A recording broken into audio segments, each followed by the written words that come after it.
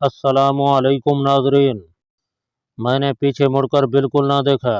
एक सतून के साथ लग कर खड़ा हो गया। पीछे से अमजद की आवाज़ आई, हमें यहाँ से विक्टोरिया पकड़कर भिंडी बाजार जाना होगा। अब हम दोनों आपस में बातचीत कर सकते हैं। और मेरे साथ है। स्टेशन से बाहर निकले तो बूंदाबांदी शुरू हो गई थी। विक्टोरिया में बैठे और भिंडी बाजार आ गए। रास्ते में अमजद ने मुझे बताया कि यहाँ हमारा अपना आदमी है। वो हमारे कमांडो अटैक का सारा इंतज़ाम करेगा। उसकी मदद के बगैर हम अपने मिशन की तकमील नहीं कर सकते।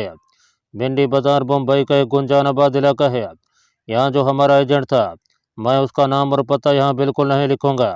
जहाँ मुसलमानों की अक्सरियत है। आप यूँ समझ लें कि उसका नाम जमशेद था। दरमियानी उम्र का आदमी था। बाजार में एक दुकान करता था। बिल्कुल मुंबई वाला बन चुका था। वैसी ही जबान बोलता था। पान हर वक्त मुंह में रखता था। उसने मुझसे मिलकर किसी किस्म की गर्मजोशी का इजहार न किया। बस ऐसे ही मिला जैसे मैं भी कोई कारोबारी आदमी हूँ। हमें साथ एक गोदाम में ले गया, जो दुकान से थोड़े फासले पर एक गली में था। यहाँ उसने पहली बार मेरी तरफ गौर से देखा और बोला, तुम जिस हुलिये में दिल्ली से चले थे, इस हुलिये में तुम्हें यहाँ नहीं आना चाहिए था। तुम चाहते हो कि मैं भी तुम्हारे साथ किसी मुश्किल में फंस जाऊँ। उसका लहजा तलख था। तुम मुझे बिल्कुल अनाड़ी लगते हो। फिर अमजद की तरफ मुतवज्जे होकर उसे डांट पी। तुम्हें भी इसका ख्याल नहीं आया। रात तुम दोनों इस गोदाम में रहना होगा। वो सामने एक कोठरी है, वहाँ चले जाओ। मैं 1 घंटे बाद आऊँगा। तुम लोगों ने खाना खाया? अमजद ने बताया कि खाना हमने जहाज़ में ही खा लिया था। वो हूँ कहकर गोदाम से निकल गया। दरवाज़ा बंद करके बाहर से उसने ताला लगा दिया। अमजद ने इत्मीनान का सांस लेते हुए कहा, वाकई मुझसे भूल हो गई। तुम्हें श्रीनगर में ही अपना हुलिया तब्दील कर देना चाहिए था। इसकी बातों का बुरा ना मानना। ये हमारा बेहद कीमती आदमी है। पाकिस्तान और इस्लाम के लिए हर वक्त जान हथेली पर रखता है। और कोठड़ी में चलकर जरा कमर सीधी करते हैं। कोठड़ी की फिजा घुटी घुटी थी। सिर्फ एक रोशनदान था जो शायद दूसरी गली में खुलता था। एक कमज़ोर सा बल्ब छत से लटक रहा था, जिसकी रोशनी बल्ब से भी ज़्यादा कमज़ोर थी। मच्छर बहुत ज़्यादा थे। हमने सिगरेट सुलगा लिया, जिसके धुएं की वजह से मच्छर थोड़ी देर के लिए फरार हो गया। 1 घंटा बड़ी मुश्किल से गुजरा। हमारा आदमी यानी जमशेद ठीक 1 घंटे बाद आया। हम ज़मीन पर बिछी हुई चटाई पर बैठे सिगरेट पर सिगरेट फूंक रहे थे। जमशेद के हाथ में एक खाते का रजिस्टर था। आते ही उसने रजिस्टर खोलकर उसमें से एक तय किया हुआ कागज़ निकाला।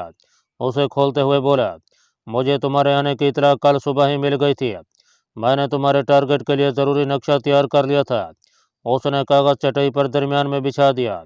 उस पर आड़ी तिरछी लकीरें लगाई गई थीं और कहीं कहीं अंग्रेजी के हरूफ भी लिखे हुए थे। यह नक्शा पूना के शिवाजी नेवल ट्रेनिंग सेंटर का था।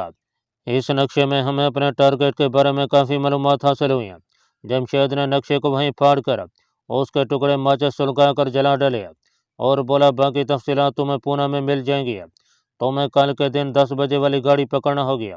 पूना रेलवे स्टेशन से तुम सीधे कालीकर मंदिर जाओगे। वहाँ मंदिर के बाहर इमली के दरख्त के तले तुम्हें एक जटाधारी साधु मिलेगा। तुम उसे वो कोड लफ्ज़ बताओगे जो मैं तुम्हें अभी बताऊंगा। इसके बाद वही तुम्हारी रहनुमाई करेगा। मैं सुबह 9 बजे आऊँगा। तुम तैयार रहना। यह कहकर उसने खाता रजिस्टर बगल में दबाया और कुछ कहे बगैर निकल गया। बाहर से उसने गोदाम मकफल कर दिया था। बाकी रात हमें इस काल कोठरी में ही गुजारनी थी। रात 1 बजे तक हम अपने मिशन और पूना वाले साथी के बारे में क्या सरैयाँ करते रहे। हमें अभी तक कोई अंदाज़ा नहीं था कि होने वाला एजेंट हमारे तूफानी कमांडो अटैक के सिलसिले में हमारी क्या मदद कर सकेगा। वहीं मच्छर से जंग करते करते आखिर हमें नींद आ गई और हम सो गए। सुबह उस वक्त आँख खुली जब जमशेद हमें जगा रहा था। वो अपने साथ एक गठड़ी लाया था। सबसे पहले उसने हम दोनों के सर मूंड डाले। मेरी मूछें थीं, वो भी सफ़ा चिट कर दी। अमजद के खूबसूरत बाल भी साफ कर दिए। गोदाम के कोने में एक गुसल खाना था। वहाँ हमने बारी बारी गुसल किया। जमशेद ने ख़ास तौर पर मेरी ठोड़ी पर फ्रंच तर्ज की एक असली बालों की बनी हुई दाढ़ी को ग्लू के जरिए ऐसे पक्की तरह से चिपका दिया कि मेरे खींचने पर भी वो अपनी जगह से न हिली। कहने लगा, इसे ज़्यादा ज़ोर से खींचोगे तो ये उतरेगी नहीं, मगर तुम्हें तकलीफ़ होगी। तुम्हारा हुलिया तब्दील करने की ज़्यादा ज़रूरत थी, क्योंकि तुम दिल्ली में सरकारी ओहदे पर फैज़ हो। अब जल्दी से तुम दोनों ये कपड़े पहन लो। कपड़े क्या थे? 2 पुराने से पजामे और खद्दर के कुर्ते और मुख्तलिफ रंगों की ठंडी सदरियाँ थीं। ऐसा लिबास सौराष्ट्र और महाराष्ट्र में आम पहना जाता है। जमशेद ने मेरी तरफ देखकर कहा, तुम मराठी जबान रवानी से बोल लेते हो। अमजद सिर्फ उर्दू, कश्मीरी, पंजाबी और अंग्रेजी ही जानता है, इसे ज़्यादा बोलने का मौका मत देना। इसके बाद उसने अमजद को भी हिदायत की कि वो हिंदी में ही बात करे। हमारे अपने कपड़े उसने वही गठड़ी में लपेट कर रख लिए। हमारे पास इंडियन करेंसी में कोई 300-400 के करीब रुपए थे, वो उसने हमारे पास ही रहने दिए। कहने लगा, तुम्हारी शनाख्ती कार्ड पूना में तुम्हें मिल जाएंगे। मैंने कुछ पूछना चाहा तो जमशेद ने हाथ से इशारा करते हुए कहा, ज़्यादा सवाल करना ठीक नहीं होता। अब जो कुछ पूछना है पूना वाले से पूछना। फिर घड़ी देखकर बोला, पूना एक्सप्रेस बोरी बंदर रेलवे स्टेशन से चलेगी, अभी आधा घंटा बाकी है, मगर तुम निकल जाओ, मैं यहीं बैठूंगा। अमजद, तुम रास्ता जानते हो, आगे आगे रहना। हमने खद्दर की टोपियां पहन ली थीं। मेरी टोपी का रंग सलेटी और अमजद की टोपी का रंग सफ़ेद था। हम बिल्कुल महाराष्ट्र के बाशिंदे बनकर हाथों में पर्सन के थैले पकड़े गोदाम से निकलकर गली में आ गए। टोपी के नीचे मेरा सर मुंडा हुआ था, ठोड़ी पर छोटी सी दाढ़ी थी, इसलिए मैं मुझे इतनी आसानी से कोई नहीं पहचान सकता था। हमारी पेशानियों पर 3 लकीरों वाला विष्णु का निशान लगा था। भिंडी बाजार से हम टैक्सी में बैठे और बोरी बंदर रेलवे स्टेशन पर आ गए। पूना के लिए 3rd क्लास के 2 टिकट खरीदे। प्लेटफार्म पर आए तो ट्रेन सामने खड़ी थी। हम भी दूसरे मुसाफिरों के साथ एक डब्बे में चढ़कर चुपचाप बैठ गए। हमने भी दूसरे लोगों की तरह बेड़ियां सुलगा ली और खामोशी से पीने लगे। मैंने मराठी जबान में अमजद से एक बात की। अमजद ने यूं ही हूँ कहकर सर हिला दिया। मैं दूसरे मुसाफिरों पर यह ज़ाहिर करना चाहता था कि मैं भी मरहट्टा हूँ। पूना तक हम अपनी जगह पर ही बैठे रहे। अमजद भी इस शहर से वाकिफ था। मैंने तो इस इलाके की काफ़ी सियाहत की हुई थी। मुझे एक ही फिक्र लगी हुई थी कि पूना रेलवे स्टेशन पर कोई सीआईडी वाला मुझे पहचान न ले। लेकिन फिर ख्याल आया कि इस हुलिया में इतनी दूर से सीआईडी वाले मुझे मुश्किल ही से पहचान सकेंगे। ट्रेन पूना जंक्शन पर आकर रुकी तो हम भी मुसाफिरों के साथ स्टेशन से बाहर आ गए। हमने एक रिक्शा लिया और उसे कलीकर मंदिर की तरफ चलने को कहा। कलीकर मंदिर शहर के मगरबी इलाके में, वहाँ से 4-5 किलोमीटर के फासले पर मज़ाफ़ात में वाक़ था। बादल यहाँ भी गहरे थे, अलबत्ता बारिश नहीं हो रही थी। सड़कें गीली थीं। मंदिर के दाएं जानिब इमली का घना दरख्त था। हमें उसके नीचे एक जटाधारी साधु बैठा चिलम पीता नजर आया। जमशेद ने हमें अपना कोट बांट दिया था। अमजद और मैं दोनों उस साधु के पास जाकर बैठ गए। वहाँ पहले से 2 औरतें बैठी थीं। जब वो उठकर चली गईं तो मैंने हाथ जोड़कर साधु को नमस्कार किया। वो आहिस्ता से जमशेद का बताया हुआ कोट दोहराया। साधु ने चिलम अपने होठों से हटाकर अलग रख दिया, अपनी लंबी दाढ़ी पर हाथ फेरा, हमारी तरफ सुर्ख आंखों से घूर कर देखा और बोला, मंदिर के पीछे ताड़ के दरख्तों में एक छोटी सी सड़क जाती है, उस पर चलते जाना। आगे एक पुलिया आएगी, पुलिया से उतरकर बाएं जानब खेतों में हो जाना। जहाँ खेत खत्म होंगे वहाँ दरख्तों के नीचे एक कोठड़ी मिलेगी। उस कोठड़ी के बाहर जमीन पर बैठकर आहिस्ता आहिस्ता राम नाम का जाप करते रहना। मैं तुम्हें थोड़ी देर बाद वहीं मिलूंगा। हमने हाथ जोड़कर प्रणाम किया और मंदिर के अकब में आकर पाम के दरख्तों वाली सड़क पर चलने लगे। आगे पुलिया आई तो बाएं जानब खेतों में हो गए। खेत जहाँ खत्म हुए वहाँ एक छोटी सी खुली जगह में दरख्तों के नीचे कपरेल के छत वाली बोसीदा झोंपड़ी बनी हुई थी, जिसके बाहर पानी का एक घड़ा पड़ा था। कोठड़ी का दरवाज़ा बंद था। सामने छोटा सा चबूतरा था, जिस पर लोहे की सलाख पर लगा हुआ सुर्ख रंग का झंडा हवा में लहरा रहा था। मैं और अमजद चबूतरे के सामने ज़मीन पर बैठ गया और राम नाम का जाप करने लगे। वहाँ हमारे सिवा और कोई नहीं था। मैंने अमजद से कहा, ये आदमी मुझे हमारे मिशन के हिसाब से ऐसा नहीं लगता कि हमारे कमांडो अटैक में मददगार साबित हो। अमजद ने आहिस्ता से कहा, तुम इसके बारे में ज़्यादा नहीं जानते, खामोशी से बैठे रहो। हमें वहाँ आधा घंटा गुजरा होगा कि सामने से वही जटाधारी साधु जो हमारा साथी एजेंट था, हाथ में त्रिशूल पकड़े पकड़ नडी पर आता दिखाई दिया। वो आते ही चबूतरे पर आलती पालती मारकर बैठ गया। उसने आंखें बंद कर लीं। थोड़ी देर बाद आंखें खोलकर हमें देखा और कहने लगा, इस वक्त यहाँ से चले जाओ। रात को जब अंधेरा हो जाए तो इस जगह पर आ जाना। तुम्हें क्या करना है मुझे सब कुछ बता दिया गया है। मैं अपनी तसल्ली के लिए कुछ सवाल करना चाहता था। ये जो कुछ हो रहा है ये मुझे बच्चों का खेल लग रहा था। मुझे इस हकीकत का पूरा एहसास था कि मैं कमांडो अटैक का जो मिशन लेकर यहाँ आया हूँ वो बच्चों का खेल नहीं है। इसके बरक्स मेरा कश्मीरी साथी अमजद बिल्कुल मुतमईन था। वो उठने लगा तो मैंने साधु एजेंट से सवाल किया, आप लोग हमें किस किस्म की सहूलतें मुहैया कर सकेंगे इस बारे में? जट्टाधारी साधु एजेंट के तन बदन में जैसे आग लग गई हो। मेरी बात को सख्ती से काट कर गुस्सैली आवाज में बोला, तुम कौन होते हो पूछने वाले? तुम्हें किस जहल ने यहाँ भेज दिया है? अमजद ने मुझे बाजू से पकड़कर उठाया। यहाँ से चलो आमिर। अमजद मुझे करीबन घसीटता हुआ खेतों की तरफ ले गया और रास्ते में उसने मुझे सख्ती से हिदायत की कि आइंदा कभी ऐसा सवाल मत पूछो। मैं चुप रहा, लेकिन दिल में एक मायूसी और बेदिली की कैफियत छाने लगी। ऐसा महसूस होने लगा कि यह साधु किस्म का आदमी हमारे लिए कुछ न कर सकेगा और मुमकिन है मुझे अकेले इस खतरनाक और जानलेवा मुहिम को सर करने के लिए निकलना पड़ेगा, जिसमें मेरी जान का चले जाना साफ दिखाई दे रहा था। अमजद मुझे लेकर वहां से करीबी एक थर्ड क्लास किस्म के होटल में ले आया, जहां बैठकर हमने चाय पी। फिर एक पार्क में दरख्त के नीचे बैठकर बातें करने लगे। दोपहर को उसी होटल में जाकर चावल और दाल खाई, चाय पी और पार्क में जाकर एक तरफ घास पर लेटकर बातें करने लगे। वहाँ कुछ और लोग भी दरख्तों के नीचे साए में लेटे हुए थे।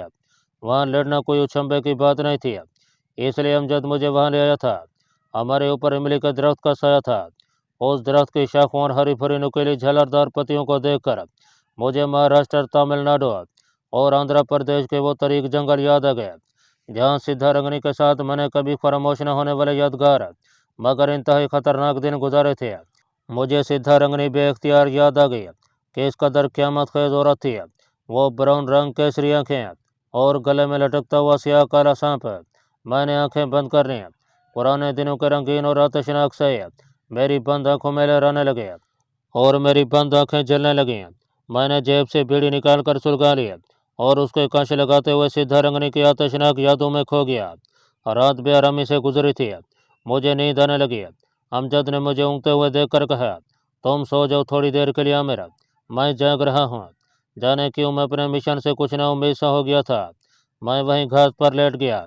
थोड़ी देर बाद मुझे कुछ होश न रहा, फिर कोई मुझे शाने से झंझोड़ रहा था। मैंने आंखें खोल दी। अमजद मेरी तरफ देखकर मुस्कुरा रहा था। उठो, शाम हो रही है। मैं उठकर बैठ गया। देखा वाकई सूरज गरूब हो चुका था और पार्क में शाम की सुनहरी रोशनी फैली हुई थी। हम पार्क से उठकर उसी बुसीदा होटल में आए। चाय पी, बीड़ियाँ सुलगाकर वहीं बेंच पर बैठे बैठे बातें करने लगे।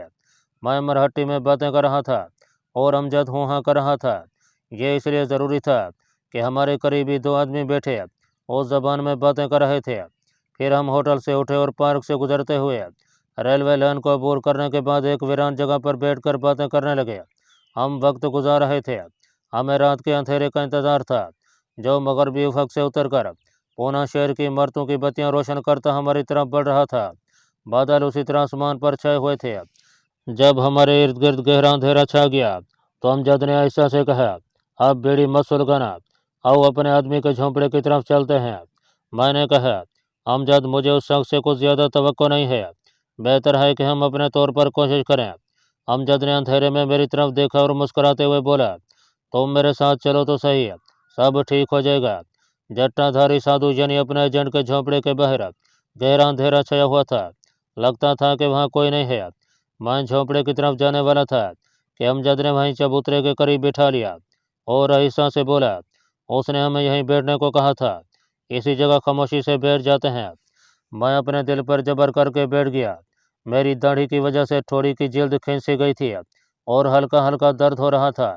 इतने में एक साया सा हमारे करीब से गुजर गया और आवाज़ आई, मेरे पीछे पीछे आओ। ये हमारे जट्टाधारी साधु एजेंट की आवाज़ थी। वो आगे आगे अंधेरे में जा रहा था। हम उसके पीछे पीछे चलते गए। हमारे दरमियान बमुश्किल 7 कदमों का फासला हो गया। कश्मीरी मुजाहिद अमजद मेरे आगे चल रहा था। जट्टाधारी साधु हमें वहां से लेकर एक ढलान उतरने लगा। सामने ऊंचा नीचा सनसान अंधेरा मैदान था। उस मैदान में आगे जाकर ईंट पत्थरों की ढेरियां जगह जगह बिखरी पड़ी थीं। इन ढेरियों से गुजरे तो एक ऊंची दीवार के खंडर देखे, जिनके करीब एक ट्रक का ढांचा पड़ा था। समझ में नहीं आ रहा था कि यह शख्स हमें कहाँ ले जा रहा है। वो हमसे कोई बात भी नहीं कर रहा था। आखिर वो हमें लेकर टीले के नशे में आधे गिरे हुए ऐसे दरवाजे के पास आ गया, जिसकी चौखट शतीरों की बनी हुई थी और एक जानब का शतीर नीचे को झुका हुआ था। दरवाजे के अंदर अंधेरा था। जट्टाधारी साधु एजेंट वहाँ रुक गया। जब हम पत्थरों के दरमियान से गुजरते उसके पास है तो उसने हमें अपने पीछे पीछे आने का इशारा किया और अंधेरे में दाखिल हो गया। मालूम हुआ कि यह किसी ज़माने में कोई कान थी जिसमें से तांबा निकला करता था। एक मुद्दा से ये कान वैरान पड़ी थी और इधर कभी कोई नहीं आया था। शायद कान में से जितना तांबा निकल सकता था निकाला जा चुका था। हम पत्थरों में खुदी हुई मसनूई सुरंग में से गुजर रहे थे जहाँ फिजा में हबस था। साधु जड़ ने जेब से मोमबत्ती निकाल कर रोशन किया तो मैंने देखा कि कान की दीवारों में बड़े बड़े शगाफ पड़े थे। इस मसनूई सुरंग के अंदर एक और छोटी सुरंग थी जिसमें 4 सीढ़ियाँ नीचे उतरती थीं। उस दूसरी सुरंग में एक जगह पत्थरों को हटाकर लकड़ी के कटे हुए आधे कमरों को जोड़कर एक केबिन सा बना दिया गया था। जब कान चालू हालत में थी तो यहाँ काम करने वाले मजदूरों के लिए ज़रूरी सामान रखा जाता था। इस केबिन में हमारे साथ हुए जड़ ने अपना खुफिया ठिकाना बना रखा था। हम उस केबिन में बैठ गए। यहाँ खुदा जाने किस तरफ से ताज़ा हवा आ रही थी। हमारे एजेंट ने हमें यहाँ बैठकर हमारे कमांडो अटैक मिशन के टारगेट शिवाजी ट्रेनिंग सेंटर के बारे में एक तफसील ज़हन नशीन करे। उसने बताया कि यह बहरी तरबियत का बेशुमार बैरकों पर मुश्तमिल है। इन बैरकों को पहाड़ी ढलानों पर वाक़ गुंजान दरख्तों के जंगल ने घेरे में ले रखा है। उस जंगल में कई एक बरसाती नदियाँ हैं। ट्रेनिंग सेंटर की बैरकें यू शक्ल की हैं। उनके सामने एक परेड ग्राउंड है। ग्राउंड के एक जने फ्लैग पोस्ट है जहाँ भारत का तिरंगा और बहरिया का अपना झंडा लहराता रहता है। इस तरबियत गाह में सैकड़ों भारतीय कैडेट ज़ेर तरबियत हैं। फ्लैग पोस्ट के कम एक बुलाक की शक्ल में एडमिनिस्ट्रेशन ऑफिस है। इस विंग से हटकर एक शफाफ झील बनी हुई है जो बहुत वसी और गहरी है। पहाड़ी आबशारों का पानी उस झील में गिरता है और जनूब की तरफ झील में से निकलकर बांसों के जंगल में एक नदी की शक्ल में बहता रहता है। हर बुलाक और विंग में लाउड स्पीकर नस्ब हैं जिन पर सेंट्रल कंट्रोल रूम से अहकाम सुनाए जाते हैं। हमारे एजेंट ने गंभीर आवाज़ में एक एक लफ्ज़ पर जोर देते हुए कहा, हमारी इतला के मुताबिक यूरेनियम की प्रोसेसिंग का काम एडमिनिस्ट्रेशन बुलाक के विंग के नीचे एक खुफिया तय खाने में हो रहा है। यहाँ किसी गैर आदमी को जाने की इजाज़त नहीं है। ट्रेनिंग सेंटर का कोई जवान या एडमिनिस्ट्रेशन ऑफिस का कोई एहलकार भी उस जगह नहीं जा सकता। चंद एक साइंसदान ही यहाँ मुकम्मल राजदारी से काम करते हैं। सुबह के वक्त वो आम लिबास में एडमिनिस्ट्रेशन बुलाक की एक खुफिया लिफ्ट से उससे खाने वाली लेबॉर्ट्री में उतर जाते हैं और शाम को फिर आम कपड़ों में वहाँ से निकल कर अपने अपने घरों को चले जाते हैं। उनके क्वार्टर भी उसी ट्रेनिंग सेंटर के एक विंग में बने हुए हैं। उन्हें ट्रेनिंग सेंटर से ज़्यादा देर बाहर रहने की भी इजाज़त नहीं है। ये भारत के आला तरीन साइंसदान हैं जो इस काम को कौमी फरीज़ा समझ कर रहे हैं। उन्हें भारी तनख्वाह दी जाती है। इतनी सहूलतें मिलती हैं कि शायद भारत के सदर को भी ना मिलती होंगी। फिर भी इंडियन इंटेलिजेंस के 2 आदमी एक एक साइंसदान की हर वक्त निगरानी करते रहते हैं कि कोई उन्हें अगवा न करे या उन्हें किसी किस्म की साजिश में न उलझे। हम खामोशी से अपने साधु एजेंट की गुफ्तगू सुन रहे थे। वो कह रहा था, उस तय खाने में किसी अजनबी का दाखिल होना नामुमकिन है। यहाँ सिक्योरिटी इस कदर सख्त है कि दाखिल होने से पहले साइंसदानों का पूरा एक्सरे लिया जाता है। 1 साल की भरपूर और ज़बरदस्त कोशिश के बाद हमें सिर्फ इतनी ही खबर हो सकी है कि तय खाने में एटमी तजर्बा का है और यूरेनियम प्रोसेसिंग का काम हो रहा है। बहुत मुमकिन है कि यहाँ एटमी हथियारों पर काम हो रहा हो। अब मैंने ज़बान खोली और पूछा, अगर तय खाने में यूरेनियम प्रोसेसिंग का काम हो रहा है तो फिर पानी की भारी मिकदार इस्तेमाल होती होगी। क्या आप हमें बता सकते हैं कि उस पानी के निकास का क्या इंतज़ाम है? हमारे एजेंट ने अपनी लंबी दाढ़ी के बालों को सुलझाते हुए कहा, पानी एक बहुत बड़े पाइप के जरिए तय खाने में लाया जाता है और एक वैसे ही बड़े पाइप के जरिए ट्रेनिंग सेंटर के जो मसनूई झील बनी है उसमें डाल दिया जाता है। मैंने पूछा कि क्या ये पाइप झील के किनारे बना हुआ है, जिसके जवाब में उसने बताया कि यह पाइप झील के अंदर ही उतार दिया गया है जिसमें से पानी अंदर ही अंदर पाइप से निकलकर झील में शामिल हो जाता है। अब मैंने उसे और अमजद को अपना कमांडो अटैक प्लान समझाना शुरू किया। यह प्लान उस वक्त मेरे जहन में आया था और मुझे मेरे वसी तजर्बा ने बता दिया था कि खुफिया एटमी तजर्बागाह में दाखिल होने के लिए इसके सिवा और कोई रास्ता हमारे लिए नहीं है। मेरे प्लान को सुनकर जट्टाधारी एजेंट मेरा मुंह तकने लगा। अमजद खामोश था। उसने ज़हनी तौर पर मेरे तूफ़ानी और बेहद ख़तरनाक प्लान को कबूल कर लिया था क्योंकि उसके चेहरे पर एक गहरा सुकून था। जट्टाधारी एजेंट ने अपनी दाढ़ी के बालों को मरोड़ते हुए कहा, इस ऑपरेशन में तुम्हारे वापस आने का कोई इम्कान नहीं है। मैंने कहा, हम वतन अजीज़ की सलामती का सौदा करने यहाँ आए हैं। बिरादर अजीज़, हम जिंदा वापस जाने की उम्मीद लेकर नहीं जाएंगे, लेकिन वापस ज़रूर आएंगे। जट्टाधारी एजेंट ने एक तवील सांस भरा और गोया हुआ, मैं तुम्हें नहीं रोक सकता। मुझे बताओ कि तुम्हें किन किन चीज़ों की ज़रूरत है। मैंने उसे वो तमाम चीज़ें अच्छी तरह से ज़बानी याद करा दी जिनकी हमें इस कमांडो अटैक में ज़रूरत थी। वो बोला, ये सारी चीज़ें यहाँ जमा करने में 2 दिन ज़रूर लग जाएंगे। इतनी देर तुम्हें इस जगह रहना होगा। दिन में सिर्फ एक बार सुबह सुबह तुम कान से थोड़ी देर के लिए बाहर निकल सकते हो, वो भी बारी बारी। इसके बावजूद तुम्हें चौकस रहना होगा। ये मैं तुम्हारी सेफ्टी और तहफ़्फ़ुज़ के लिए कह रहा हूँ। मैं कल सुबह तुम्हारे लिए खाने के लिए रोटी और अचार ले आऊँगा। पानी यहाँ कोने वाले टीन के ड्रम में भरा हुआ है। यह मैं रोज़ शाम को आकर भर जाया करता हूँ। अब मैं जाता हूँ, कल सुबह आऊँगा। वो चला गया। मैं और अमजद अपने प्लान पर गौर व फिक्र करने लगे। मैंने उसे अपनी हिकमत अमली की तमाम जज़ियात समझा दी।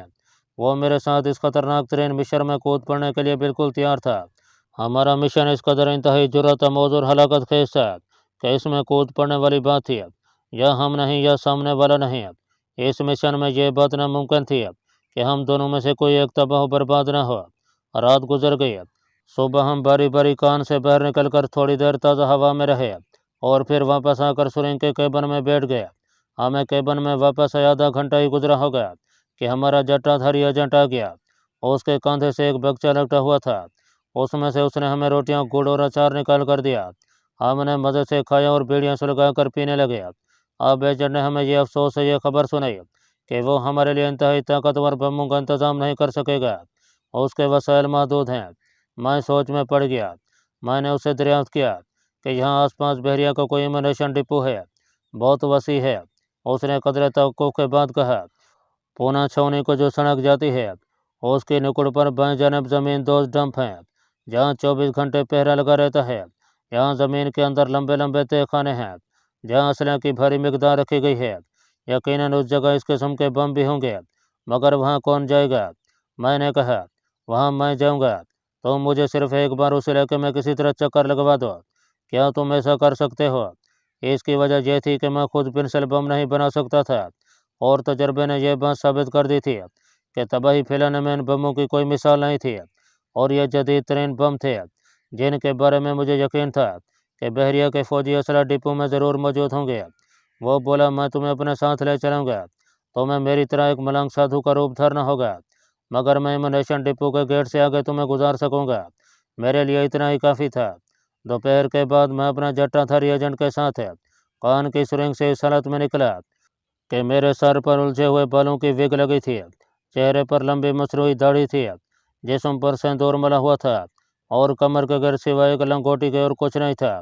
हम दोनों के हाथों में एक एक बांस था जिसमें घुंघरू बंधे थे। वो मुझे मुख्तलिफ रास्तों से गुजारता पूना छावनी की तरफ ले गया। हम एक नाले की चढ़ाई चढ़कर बाहर सड़क पर निकले तो सामने कांटेदार तार की दीवार जा रही थी। एजेंट ने बताया कि यह एम्यूनेशन डैम वाली ग्राउंड की दीवार है। मैंने देखा कि ग्राउंड में एक जानब बड़ी ऊंची ऊंची टीला नुमा कब्रें बनी हुई थीं। यहाँ असलह के ज़मीन दोस्त गोदाम थे। इलाका खाली खाली था। कुछ ही फासले पर नाले के ऊपर हमें दूर से एक फौजी पहरा देता दिखाई दिया। एजेंट ने मुझे इशारा किया और हमने बांस के घुंघरू बजाते हुए रक्स करना शुरू कर दिया। हम रक्स भी कर रहे थे और सीताराम का विर्द करते आगे भी बढ़ रहे थे। हम इसी तरह मुद्दे बना रक्स करते मराठा फौजी के आगे से गुजर गए। खारदार तार पाए जाने मुड़ गई थी। हम भी उस तरफ घूम गए। एजेंट ने सरगोशी की, आगे एम्यूनेशन डंप का दरवाज़ा है। हम रक्स करते हुए खारदार तार की दीवार के गेट पर आ गए। यहाँ 2 फौजी स्टेन गन्ने लिए पहरा दे रहे थे। मैंने पूरी तैयारी और चौकसी से जायजा लेना शुरू कर दिया था। उस खारदार गेट से अंदर की जानिब बहुत बड़ी कब्र के दामन में एक लोहे का दरवाज़ा लगा था जो बंद था। ये असलह के ज़मीन दोस्त गोदाम थे। वहाँ भी 2 फौजी पहरे पर खड़े थे। वो हमें रक्स करते देखकर मुस्करा रहे थे।